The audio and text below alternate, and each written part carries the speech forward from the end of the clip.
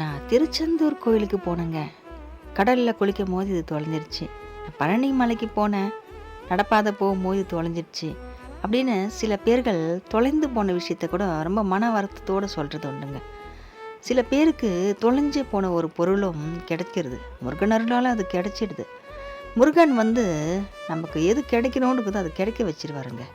முருகரோட அனுமதி இல்லாமல் நம்மக்கிட்ட ஒரு பொருள் தொலையவும் தொலையாது, நம்மக்கிட்ட ஒரு பொருள் கிடைக்கவும் கிடைக்காதுங்க. அது தொலைஞ்சி போகிற பொருள் எல்லாமே நம்ம கர்மாங்க.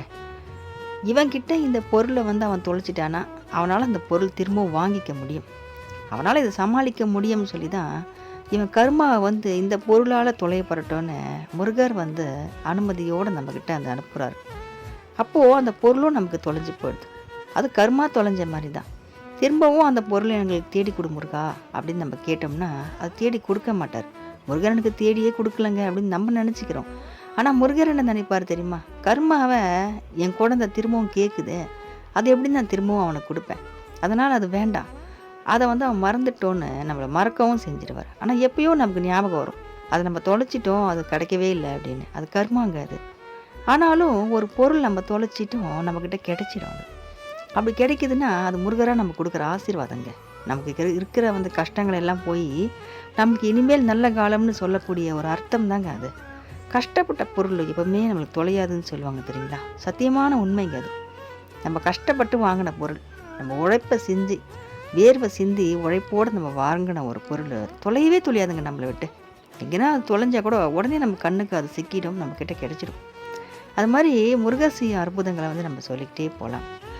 தொலைஞ்சிடுச்சு, இந்த பணம் நஷ்டம் ஆகிடுச்சின்னு நம்ம வருத்தப்பட்டுக்கவே தேவையில்லை. நம்மளுடைய கர்மாக்கள் கழியறதுக்காக தான் முருகர் அந்த ஒரு ரூபத்தில் எடுத்துடுறாரு. அதை நம்ம கோயிலுக்கு போயிட்டு வந்ததுக்கப்புறம் பாருங்களேன், நம்ம வாழ்க்கை ரொம்ப நல்லாயிருக்கும். ஆனால் சில பேருக்கு கோயிலுக்கு போயிட்டு வந்ததுக்கப்புறம் தான் கஷ்டமே ஆரம்பிக்கும். அது எல்லாமே கர்மா தாங்க. கர்மா நிறைய வேலை செய்கிறது முருகன் அருளால் அது கம்மியாக செய்ய ஆரம்பிச்சிடும். கஷ்டங்கள் வர்றதும் நல்லதுக்கு தாங்க. கஷ்டங்கள் எல்லாம் தீர்ந்து நல்ல காலம் பொறுக்க போகுதுன்ற ஒரு அர்த்தம் தான் அது. அதனால் கஷ்டத்தை கண்டு நம்ம பயப்பட வேண்டாம். இஷ்டமான முருகர் இருக்காரு, அவரை நம்பி நம்ம வாழ்க்கையை நடத்துவோம். நிச்சயமாக நம்ம மேலே வருவோம்.